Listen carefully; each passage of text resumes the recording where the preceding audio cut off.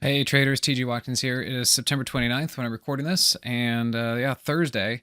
So, wow, even more action today. I thought yesterday was going to be interesting with the news about Bank of England coming out and restarting QE by doing their bond purchasing program. Did a little video about that over here at profitpilot.com if you guys want to check it out. And so then if we come over here to the market, and we kind of zoom in, well, that seemed like it might have been a one-day wonder. So a couple things to think about this, and this is kind of speculation. This is just me as a trader trying to put all the pieces of the puzzle together from what we're seeing out there. And if we just look at a technical standpoint, like, yes, the market is looking pretty oversold. That is true, and all these kind of things. And the put call ratio is super high. And yeah, I get it. I see all that. And trust me, it's definitely nerve wracking to keep thinking that the market's going to keep going down from here. Like, is this where we start to crash? Or is this kind of like any other time that we've gotten down here? It's like push, push, push. And then because they can't get any lower, we get a snap back. We don't have that answer yet. All I can say is for now, the trend is down. And until we can really confirm something else, the trend is down. So we are at the June lows. I believe we now, for the second time, have actually gone below the June lows. Today we actually undercut even lower than I think 2 days ago. So yeah, we're definitely below the June lows. Now there's the potential that this could turn into a undercut and rally type move. That's a possibility, since everyone's loaded for bear on the short side. That's a possibility. The other thing I was seeing is that on the hourly chart, you can see that over the last couple days, price was getting pretty far away from the hourly 50, and oftentimes I talk about how price is doesn't like to stay too far away from moving averages, and you could see that here on the daily chart as well. There we go. You could see how there was a gap between price and the 8 EMA, and so what did we do? Well, we got back to it. So off the 8 back to the 8. You can see here, hourly chart, it was getting too far away from the moving averages, and it came back to that moving average. So that worked out as far as closing that gap. Now, as I said, we are in a downtrend until we're not. Even the 15-minute time frame is still in a downtrend. It's, as I said, it's tough to think that price is just going to keep going down, down, down from here without some sort of bounce. We've been looking for a bounce, can't quite figure it out yet. So I'm holding off on anything like that. And then I do wonder, yesterday we had the Bank of England, the news about them doing a QE bond buying program, and the market went up a little bit. But today it got hammered and smacked back down. And let me show you a couple things. So if we look at this, the internals today were really negative. At one point I saw negative, call it negative 40 to 1 on the order flow, on the volume flow. That was significant. And even here, you could just see that the way the day started out was like negative 20, and the ticks were super down there, and the advanced decline was really far down there. Like, it was a negative day. By the end of the day, here you can see I don't know, I can't really say too much about here, just as, they're just down. The ticks weren't terrible. And then you can see our order flow did lighten up. And so part of me thinks that if the market is going to go up from here, if we kind of see a bounce, then today might have been a capitulation day. That might have been a thing. So maybe capitulation day on that if the market decides to go up. If it doesn't go up, well, then it's just another day on the short side and price wants to keep going down. So those are kind of my thoughts about the market and where we're at. Yes, it seems very oversold, but it doesn't have to. We have to wait to actually see where something's going to manifest itself to the upside, and we just don't see that yet.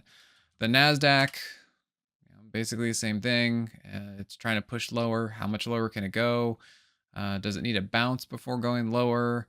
All those kind of things. So yeah, we're at a rock and a hard place. IWM, same thing. I mean, everything's bad. They're all, of course, they all just kind of look the same.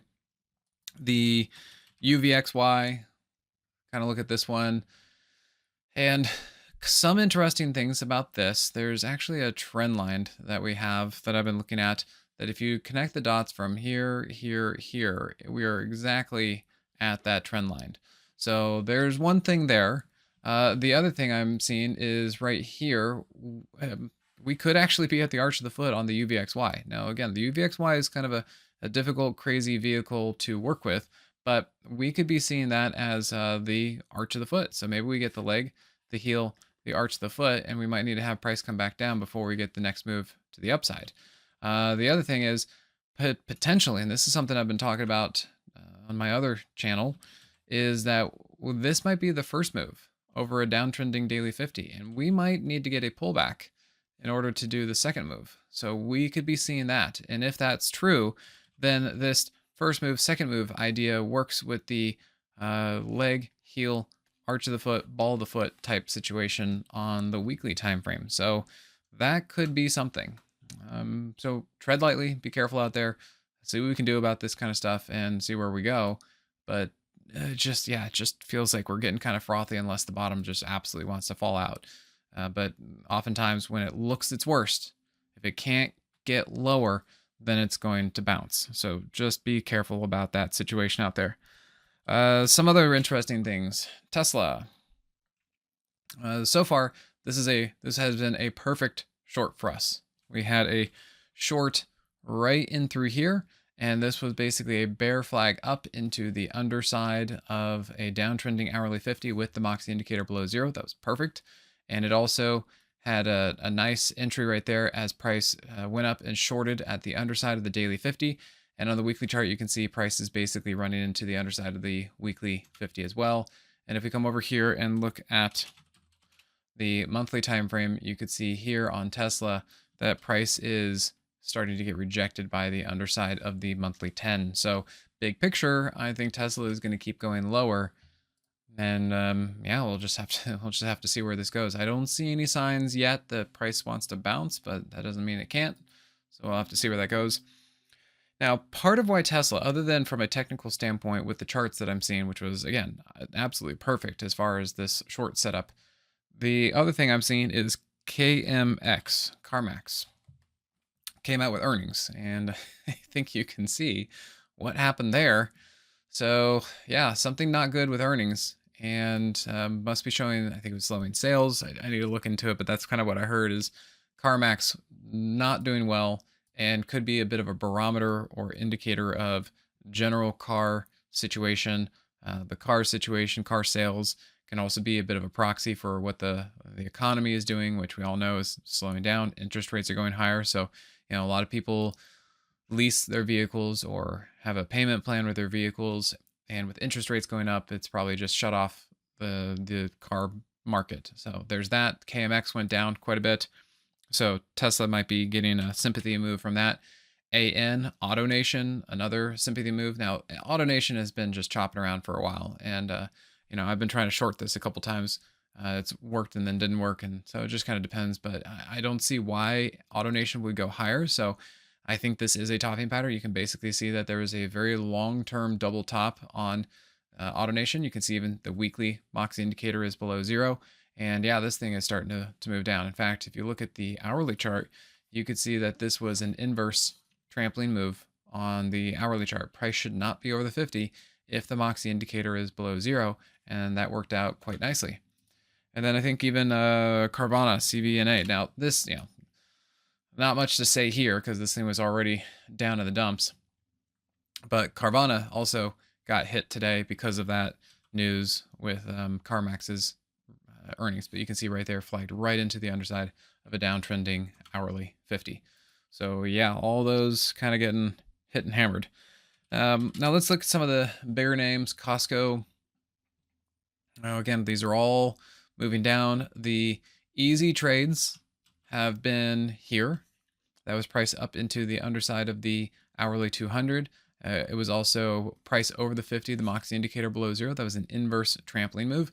And then since then, we could see price get rejected by the hourly 50 and get rejected by the hourly 50. So the trend is down until we see anything else. Short the bounces until we can just, until otherwise. And right now we just don't see otherwise. Of course, there could be a snapback rally to the upside because of a short squeeze, short covering, or anything else like that. But it's not quite there yet. And let's see, Apple. Apple, the news yesterday with Apple was that they are going to cut back on their iPhone 14 production. And so again, as another bellwether or another indicator or barometer of what's going on out in the economy and the market, is that, well, if Apple is going to pull back on their production of this phone, then that might indicate what's going on in the economy and that it's not good. Recession, as we pretty much all know. We've all been talking about that. There was a fairly good entry that I had talked about in the Moxie group right here. Price coming up and hitting the underside of the hourly 50. You can't see here. I don't know why this isn't working, but the Moxie indicator was below 0. Let me see. There you go. You can see that the Moxie indicator was below 0. So that was number 1. You can see here that was an inverse trampoline move. Price should not be over the 50 if the Moxie indicator is below 0. Same thing back here. These were both inverse trampoline moves. And from that, you could say it was that, or you could say here price got rejected by the hourly 50. Either one would generally work. So that's Apple. We got Amazon. Amazon has kind of been having a hard time too with this economy, and they're down. But the thing to note about Amazon is that it is right back here into its previous price congestion area. So even though it can go lower, it just might be running into some consolidation zone. It's probably going to be like going into some thick molasses. And you can see that right now it's trying to hold. Now it does still have the hourly 50 that it has to deal with. And again, 30 ATR, and it is coming into some of it previous price support. So, it seems like it might be a little bit challenging on the short side for Amazon as it deals with those previous price areas. Then if I look at some names like Microsoft and Google, these things look super oversold, like really oversold. Now, on one hand, that's my example of how the market can keep going down even though it looks oversold, because names like this have been going down even though they've been oversold. You can see that it has been just running the third ATR on the daily chart and just ping-ponging between the third ATR and the daily EMA. And so that's been working. And even on the hourly chart, it's been just following the hourly 50 to the downside. Like, that hasn't changed. I do see divergence. Price down, Moxie indicator up, but that doesn't have to kick in yet. There's a 2-part rule. If you're going to go up, if you want to go long, you need the Moxie indicator over 0 and you need price over the 50, and then you want to see price engage and follow the 50. That hasn't happened yet. Maybe something's getting close, but until we see price actually get over the hourly 50 and then follow the hourly 50, they're all going to be bounces. Like that was a bounce. So if price gets over the 50, it's going to be a bounce until the pullback can actually hold moving average support, and then we confirm to the upside. So even a bounce is going to have to pull back in order to confirm a long move. So that's Microsoft. Then we look at Google. Google and Microsoft look almost identical as far as just kind of their price patterns and stuff. The thing, as I said, that does have me cautious and that I'm looking at is I am seeing that price is down and the Moxie indicator up. We've got quite a bit of divergence there, and we are seriously oversold. But again, if nobody's willing to come in and buy this stuff, then nobody's going to come in and buy it, and they will just keep going down. It is a little bit different phenomenon in a bear market than on a bull market. And if people just are like, I'm not touching that, then nobody's going to touch it. And so we need to keep that in mind. And just because something is oversold doesn't mean it can't keep being oversold and keep going down. As a decent example, if you want to look at XPEV, look at this. Just look at that. That is, look at that. Just down, down, down, down, down, down, down. Really. And I got to say, even despite the Moxie divergence, this has really just kept going down. And what you can see is that every point, even if it did get over the hourly 50, it could not hold the hourly 50. So every bounce was met with weakness and it continued to move down. So that's an example where it can just keep getting worse. And we have to be prepared that could happen with the market. That could happen with Google, Microsoft, you name it. It could just keep getting worse. It could just keep going down. So yeah, that's kind of my spiel. Keep that in mind. Of course, we could always look for a bounce or a short squeeze or something like that, but we're going to have to, I think we're a ways off from seeing confirmation of an up move. So we got those. Let's take a look at TAN, the solars. This just had some examples of things that I wanted to show you. Number one, Yes, price bounced off of the daily 50, but we need to see follow through. And where we could see, or not see that rather, on the hourly chart was right in through here. So you can see there really wasn't a setup. On the hourly chart, there was no setup. Price went down, price went up, Moxie indicator down, Moxie indicator up. There was no divergence. This thing just bounced. Basically just bounced off the daily chart, and I'm pretty sure there was a setup on the 15-minute time frame. But as far as the hourly time frame, there was no setup. And you can see that when price finally kind of started to move sideways and try to start to test the hourly 50 for support, it did not hold. And you can see the Moxie indicator was barely over zero. Like it really just, there was no setup. The Moxie indicator got to and slightly over zero because price pulled it up, not because the Moxie indicator set up for a way like that. And you could just see here, it failed the 50, failed, and kept moving down. So watch out for things like that. That's tan. ENPH is another one that a lot of people talking about, trying to figure out if this is strong or not. I'm like, I don't think so. This looks like it wants to go down. You can see right here, price could not hold the hourly 50. The Moxie indicator was looking pretty garbage.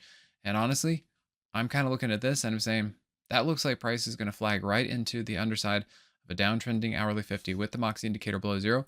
And that will probably go lower. We're already breaking below the daily 50. And I would imagine we're at least going to go to the weekly 21, if not lower. If it breaks the weekly 21, then probably back down to the weekly 50 is where the target is. So that's ENPH. And then First Solar, it's been up here a long time, sure, but take a look at what the Moxie indicator is telling us. Number one, this was not a strong move. You could see that last little blip that price tried to move up there. Look at the Moxie indicator, totally garbage. And then from there, you could see like Moxie indicator below zero. So those were inverse trampoline moves. And it keeps kind of bouncing a little bit, bouncing. But, I think we're at the last legs. Like if this thing starts to break off that daily 21, and if it starts to break off this hourly 200, it's going lower. It's just going to go lower. And look how negative the Moxie indicator is. It's got a long way to go if it's ever going to fix anything. And it's actually still producing another inverse trampoline move on the hourly chart. So this looks really, really rough. And I would imagine it's going to start moving its way down. There's no way this thing's going to stay up. So if you want to do anything about that and take advantage of some of these moves that I think are going to be coming up, then I think we've got some good opportunities there. So thanks again, everybody. Take care, and I'll catch you at the next one. Hey guys, Dave Keller here with StockCharts.com. Thanks so much for watching our video. If you enjoyed it, and we hope you did, hit the like button right below. Also, we have so much new content every day. Consider subscribing to the channel. Just hit the subscribe button in the video or right below. Thanks for watching. Stay safe. Have a fantastic day.